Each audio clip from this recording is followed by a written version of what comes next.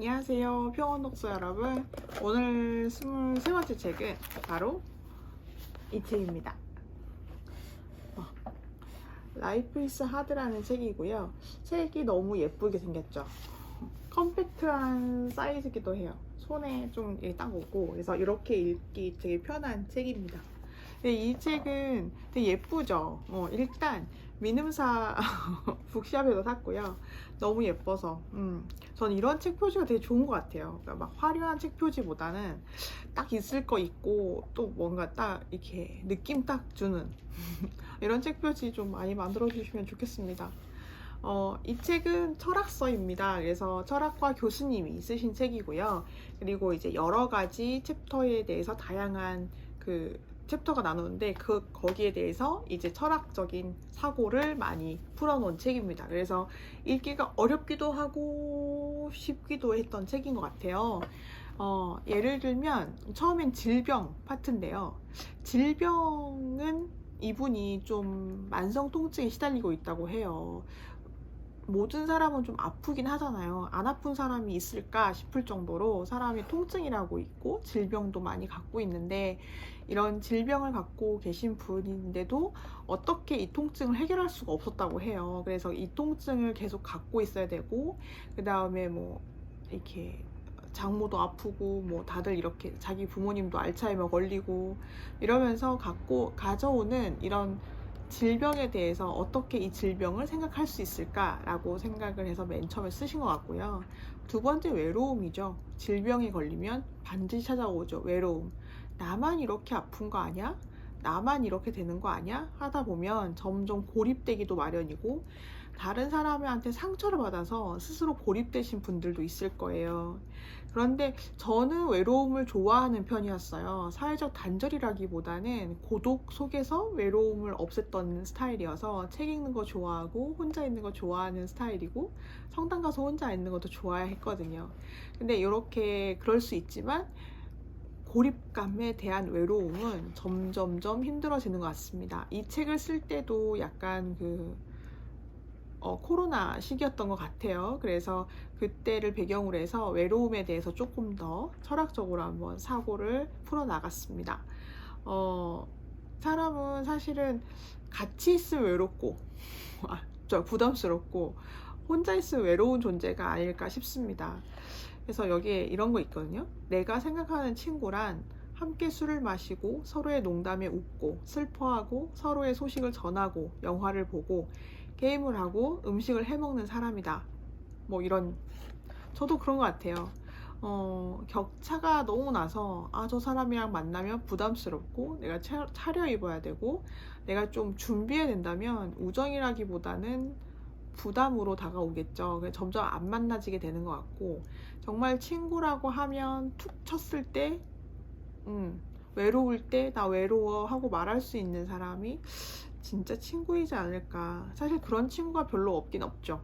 다들 세상 바쁘고 또 요즘에는 서로 약간 개복치 같은 성격들이 있어가지고 내가 왜 약간 이런 것도 있는 것 같아요. 그래서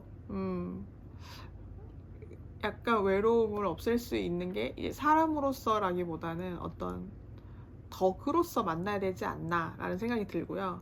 그 다음에 상실의 슬픔은 누군가를 떠나보냈던 사람들이라면 다 알고 있을 것 같아요. 정말 내가 사랑하는 사람이 옆에서 갑자기 없어진다면 어떻게든 살긴 살겠죠. 하지만 아무도 그 자리를 메꾸지 못할 것 같아요. 그렇지 않나요?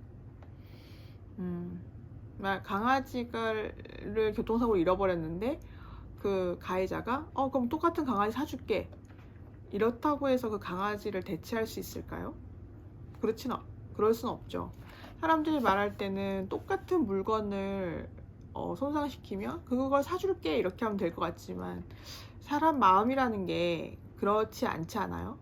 상실감은 사실은 내가 얼만큼 이것에 애착을 갖고 있었냐 하는 문제거든요. 내가 사랑을 주고 그거와 추억을 하고 했던 것들이 있기 때문에 사실은 그냥 없어진다는 거는 상실감을 좀 드는 행동이죠. 하물며 물건이나 어떤 옷도 그런데 사람은 오죽하겠냐고요. 사람을 잃어버렸을 때는 그 상실감은 사실은 진짜 깊고 커서 어떤 사람의 말로도 위로가 잘 안 될 것 같기도 해요. 근데 그럴 때 우리가 어떻게 상실을 극복할 수 있을지에 대해서 좀 써놓았습니다. 이거는 이 책은 사실은 자기계발서는 아니라서 이렇게 하세요 저렇게 하세요 라는 건 없지만 좀 생각을 해보게 하는 책인 것 같아요. 아, 이럴 수 있지, 이런 생각을 가질 수 있구나, 이렇게. 그래서 오픈 마인드로 읽으시면 더 좋을 것 같아요. 그 다음에 실패라는 건데, 실패는 우리가 가장 가지고 있기 어렵죠. 저도 이제 북튜버를 처음 시작하면서 그냥 가졌던 마음이 있어요. 기록이야. 이거는 기록이고, 이걸로 말미암아 한 사람이라도 책을 좀 더 읽었으면 좋겠어 하는 마음이 좀 컸었거든요.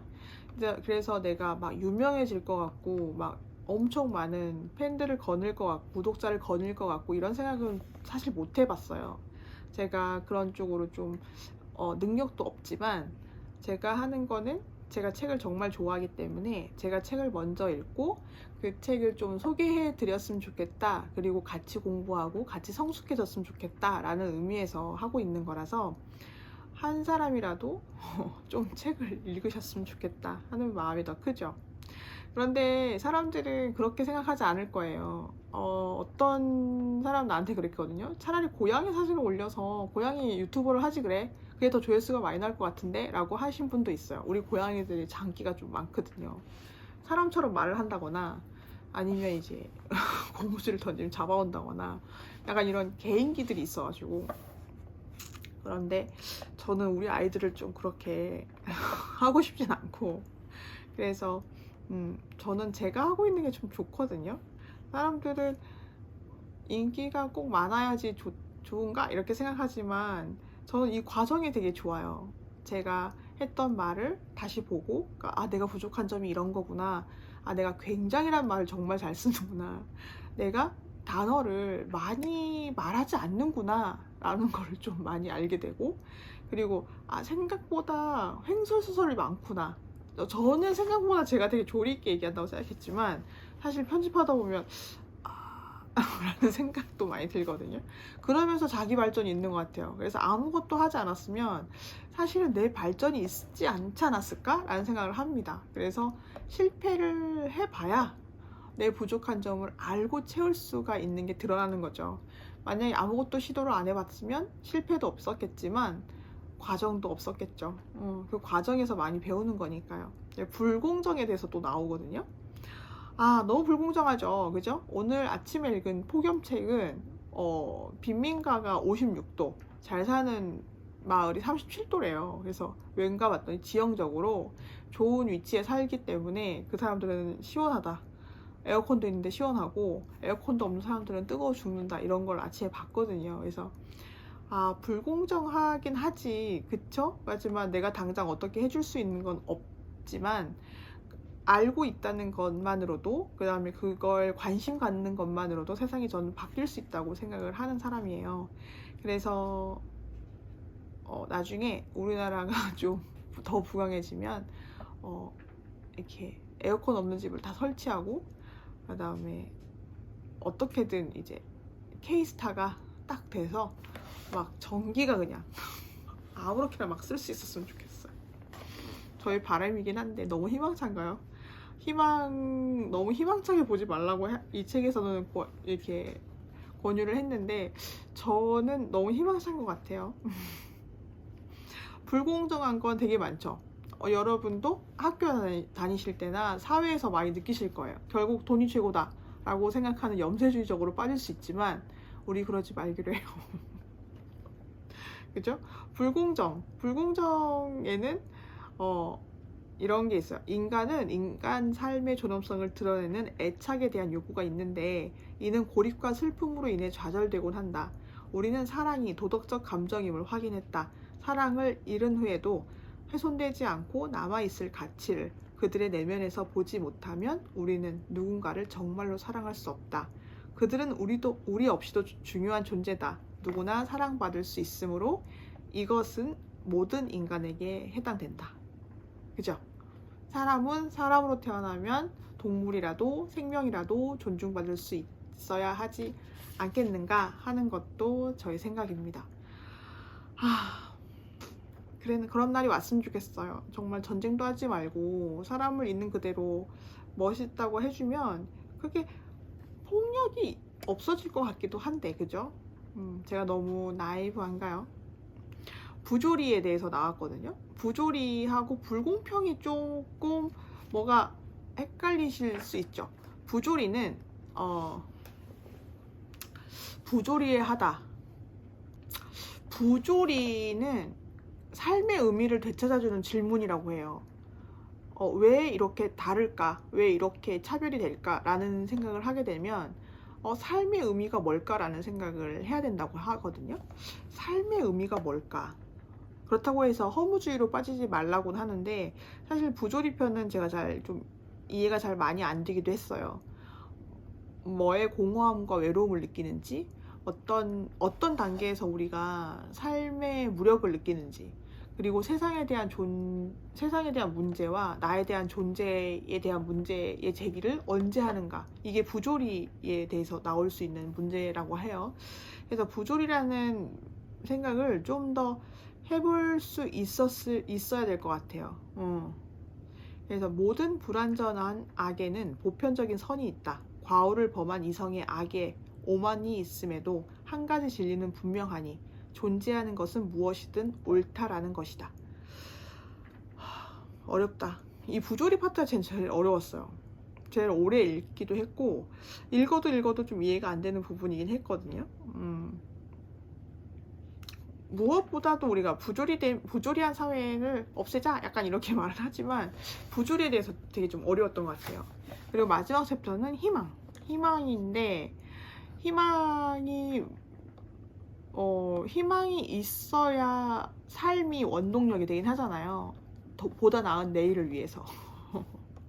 그런데 보다 나은 미래를 위해서는 사실은 행동을 바꾸는 거는 두려움에서에 바꿀 수 있다고 해요. 두려움과 공포에 의해서는 행동을 빨리 변화가 오는데 사실 긍정적인 메리트에서는 행동의 변화가 그렇게 빨리 오진 않잖아요. 그런데 희망이라는 것은 약간 사랑과 같은 것 같아요. 그래서 뭔가 희망차야 그걸 뚫고 나가는 어떤 지속적인 힘을 가지게 되거든요. 그래서 저는 언젠가 독서 클럽을 할 수 있는 날이 오겠지라는 희망이 있어요. 그래서 열심히 나를 갈고 닦고 있는 중이거든요. 그런 것도 이제 희망의 일종이 아닐까 싶습니다. 이 책은 좀 여러 가지 철학자들이 많이 등장을 하고 많이 설명을 하고 그래서 이 책을 읽으면서 샀던 책도 많고 그리고 이 책을 읽으면서 봤던 건 사랑의 블랙홀이라는 영화였어요.